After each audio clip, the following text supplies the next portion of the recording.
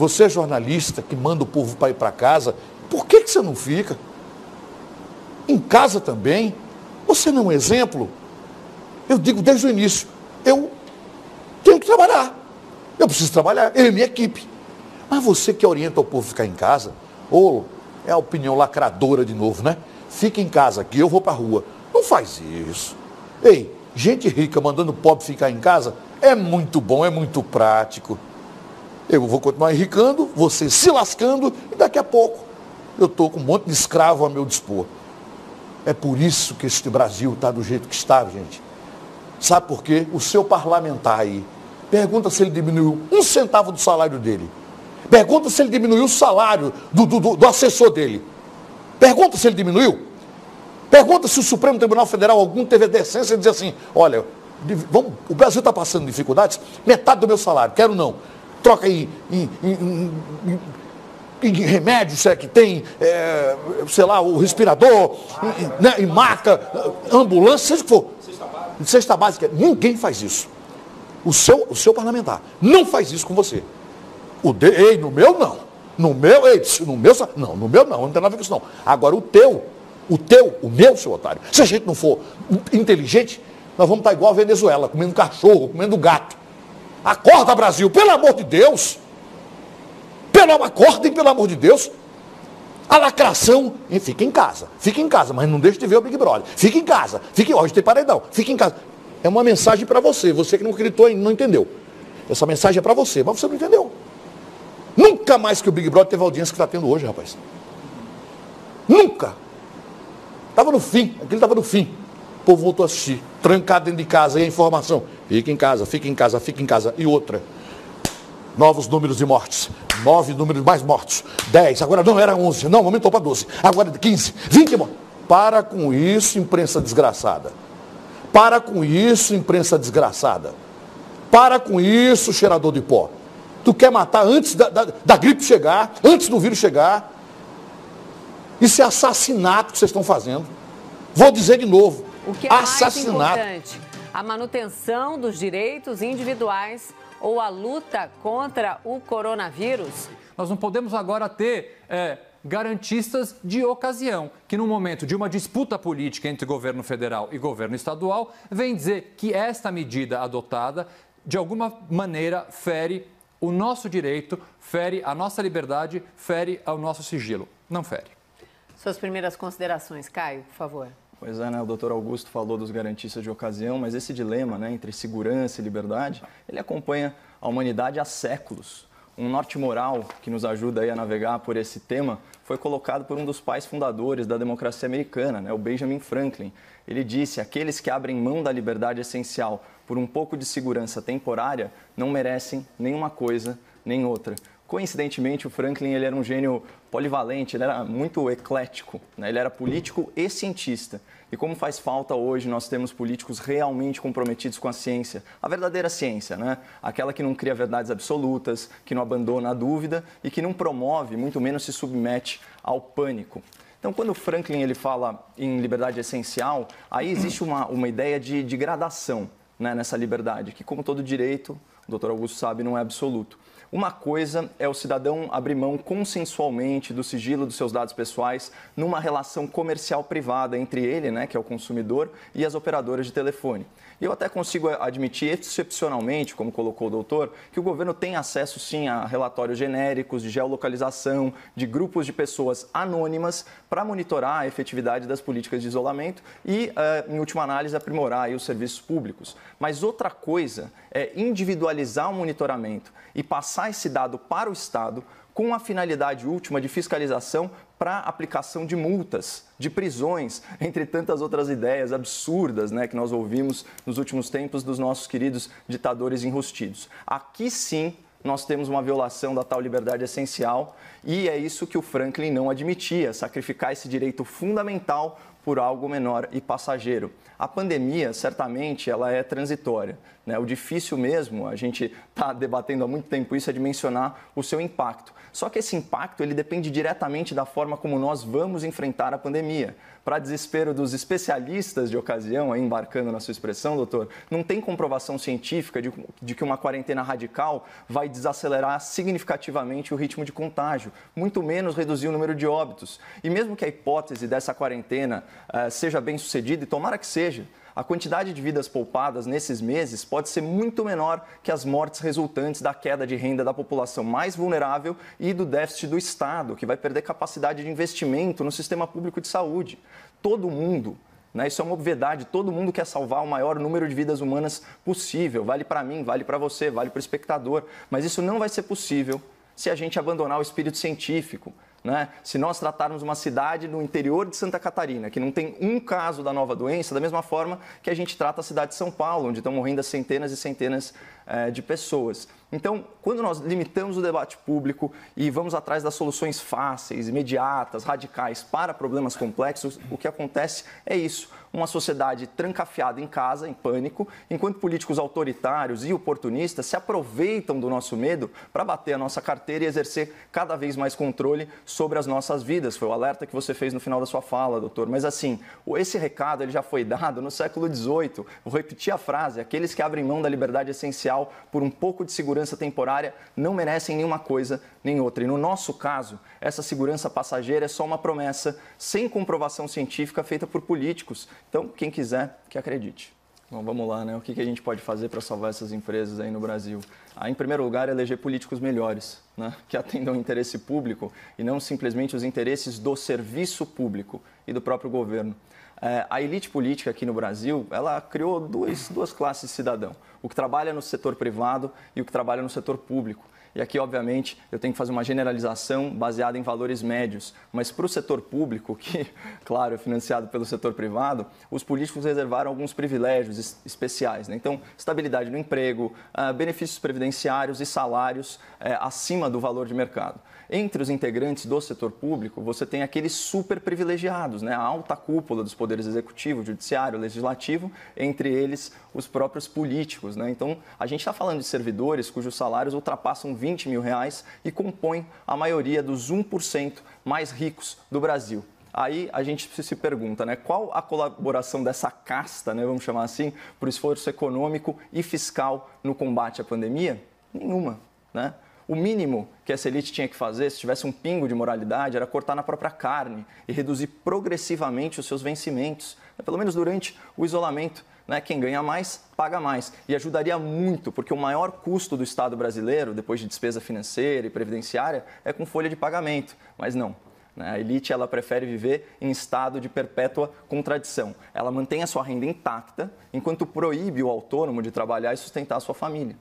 Aliás, né, eu já citei isso aqui, o jurista Modesto Carvalhosa, ele observou que esse é um novo privilégio do setor público. Ele chama de imunidade financeira ao vírus. Mas não é só isso, né? Agora eles estão desenvolvendo também imunidade fiscal. Ontem, numa votação vexatória, vergonhosa, a Câmara, por uma maioria constrangedora de 431 votos, aprovou aquele seguro imposto, né, para o ICMS e para o ISS. Tudo que os estados e municípios deixarem de arrecadar, agora o governo federal vai ter que bancar com o dinheiro dos nossos impostos. E a imprensa tem noticiado isso como se fosse um projeto de socorro aos estados. Não é socorro, isso é arrego aos estados. E foi aprovado por puro oportunismo político, já que esse ano é ano de eleição, ou melhor, de reeleição municipal, porque é nisso que eles pensam. E pior que isso, é só mesmo o presidente da Câmara que decidiu não votar o destaque que destinava 3 bilhões de reais para o combate à pandemia. E por que será que o Brasil perdeu essa verba que seria suficiente para montar mais de 22 mil leitos de UTI ou para comprar 30 mil respiradores? Porque esse dinheiro tinha que sair das campanhas para a eleição municipal, ou melhor, de novo, reeleição. Então, só para fechar, desculpa ter me alongado, percebam o quanto é vulnerável, né, o autônomo, o desempregado, o pequeno empresário do setor privado. Eles estão passando perrengue para conseguir algumas migalhas do governo. Né? Enquanto isso, a elite recebe um dia sem desconto e ainda vai usar dinheiro público para fazer campanha. Ou seja, além de imunidade financeira, além da imunidade fiscal ao vírus, agora tem político que desenvolveu imunidade moral. E a única coisa que explica o egoísmo e a falta de empatia deles com o povo brasileiro é isso, imunidade moral. Augusto, por favor. Bom, Tanta informação que eu não sei nem por onde começar, mas eu vou começar respondendo a pergunta. Com relação às outras informações do Caio, fundo eleitoral, todas aquelas coisas, eu vou me limitar a dizer que no momento adequado, quando isso for mais pauta do nosso debate, eu vou ter o maior prazer de discutir. Sim, uma informação então para esse debate, com o que o Caio colocou, no fim da tarde, mais ou menos, nesse horário, o presidente da Câmara, Rodrigo Maia, né, sobre esse socorro, né, aos estados e municípios, muito citado na resposta do Caio, ele disse que toda a repercussão negativa do governo é que o governo estava querendo criar um conflito político federativo, eleitoral, na verdade, que as eleições seriam em 2022. Então, eu já coloco para o Caio e depois esse elemento também, se o Augusto quiser, pode ser repercutido. Tem outros elementos que eu vou colocando na nossa conversa, fatos, né? Elementos são fatos. Caio, por favor. Bom, eu não acho que a minha fala inicial sobre esse tema fugiu do assunto do debate, até porque, em última análise, a gente está falando da mesmíssima coisa, né? Recursos escassos, verbas escassas, verbas públicas. Toda essa dinheirama a qual o doutor Augusto se referiu, ela tem uma origem comum, que é o quê? O seu bolso. Estou falando diretamente aí com o espectador da CNN. Né? A origem é a mesma.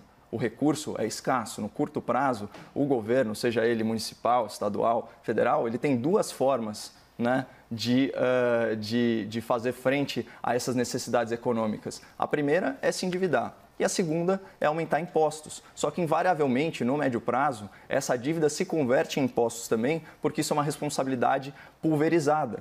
Né? Então, é óbvio que a gente não quer ver empresas fechando. Né? O dado do Sebrae fala em 600 mil empresas fechando as portas, cerrando as portas. Tem contas que levam os números atuais de desemprego entre 9,5 e 20 milhões de novos desempregados no Brasil. Então, assim, é uma situação gravíssima. Obviamente, tem que ser destinados recursos, principalmente para a questão de capital de giro, com linha de crédito. Eu já divulguei isso aqui amplamente, só que não adianta. Isso, de certa forma, é enxugar gelo. Se a mentalidade da elite política brasileira for de tratar os cidadãos como se eles fossem separados em duas classes, ou seja, o setor privado e o setor público. É uma pena, doutor, que você não entenda o alcance da minha colocação, porque essa é uma das raízes do problema. Né? Pesquise quanto que o governo federal gasta percentualmente em folha de pagamento e você vai ver que uma redução aí de 10% nessa folha teria um impacto gigantesco no orçamento. A gente está falando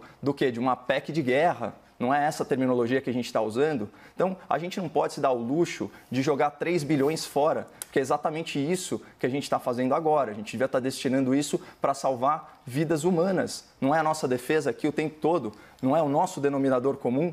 Afinal de contas, querer salvar vidas humanas, isso só se faz com verba pública, que é um recurso escasso. Então, enquanto a gente não mudar o mindset dessa elite política, que inclusive rejeitou um outro destaque, que falava justamente em promover cortes no setor público só para funcionários que ganhavam mais de R$6 mil e fazer isso progressivamente, especialmente para aqueles nababos, né, contemporâneos que ganham acima do teto constitucional, que, pasme, espectador da CNN, é de R$39 mil, certo? Mas a gente tem aqui, inclusive, o doutor conhece bem essa realidade, né? Do Tribunal de Justiça de São Paulo, Tribunal de Justiça do Rio de Janeiro, todos ganhando acima de R$40 mil, no caso do Rio de Janeiro, R$60 mil.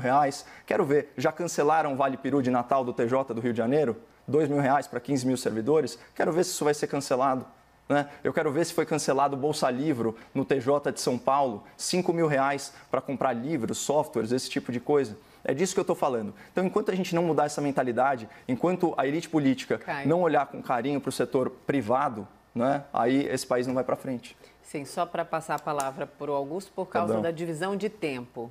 Sim, eu não gosto desse discurso de só falar mal da classe política como se eles não estivessem fazendo nada. O Estado de São Paulo, especificamente, tem uma série de projetos de cortar gastos excepcionais, com eventos, com publicidade. Hoje é uma matéria longa na Folha de São Paulo mostrando o que o governo do Estado de São Paulo pretende fazer. E outros governos, como, por exemplo, até da própria cidade de São Paulo, a Câmara dos Vereadores, há vários projetos de cortar salário. Então aqui não adianta a gente ficar só pegando e falando classe política, elite política, parece parece que eles não estão fazendo nada. Óbvio que poderiam estar fazendo mais, concordo com você, mas alguma coisa sim já está sendo feita. Eu não gosto dessa linha, e a gente vai divergir aqui em vários momentos sobre isso, de demonização da política, como se só estivessem fazendo coisas ruins. Doutor, a gente há iniciativas, mas são fatos. Eu estou te falando fatos. Não, você está falando o governo do Estado de São Paulo, o governo do Estado de São Paulo vai cortar custos aqui. O governo do Estado de São Paulo vai cortar custos aqui. Isso é um fato, Caio. Isso é um fato, Caio. Não adianta defender. Isso é um fato. Não estou defendendo ninguém. Não estou defendendo ninguém. Eu estou contando para você um fato. O governo do Estado de São Paulo vai cortar custos, vários custos. Então não adianta chegar aqui e sair falando, ninguém faz nada. As pessoas fazem sim. Mas eu não estou falando que ninguém faz nada. Eu estou criticando quem faz errado, doutor. Eu estou criticando quem faz errado.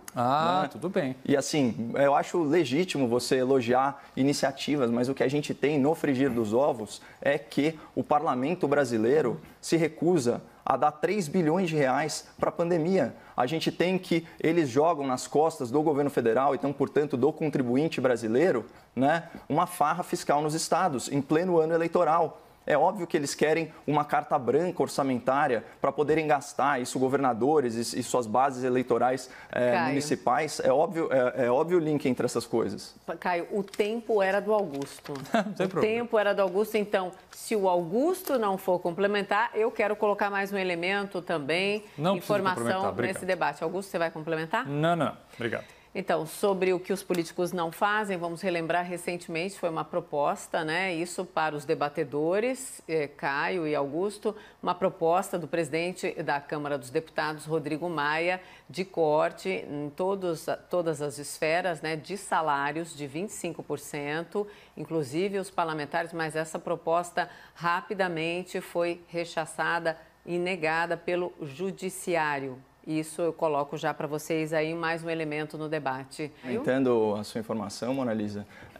O destaque ele não foi colocado em pauta, né? E justamente por isso era um destaque que ia incorporar uma PEC, uma proposta de emenda à Constituição, talvez até para conseguir contornar esse óbice, né, da alta cúpula do Judiciário, obviamente interessada em não reduzir a sua própria renda, né, o que é lamentável do ponto de vista de empatia.